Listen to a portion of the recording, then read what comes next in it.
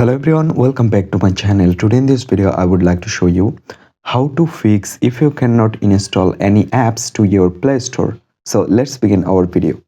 First of all, what you need to do, you just need to open your Play Store and then click on the top right corner your profile icon and select on settings.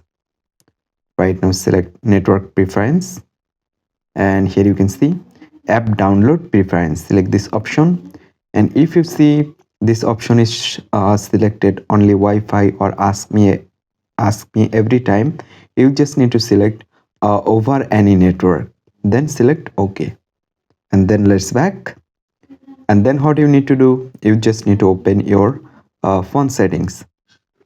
Right now scroll down and you can find here apps. Select it and manage apps,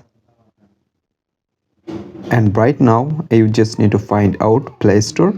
So here you can see this is Play Store. I just open it and select clear data and select clear cache and select OK. So after doing that, I hope your problem will solve. So guys, in this way you can solve this problem and fix it. I hope you can understand. Thanks for watching this video.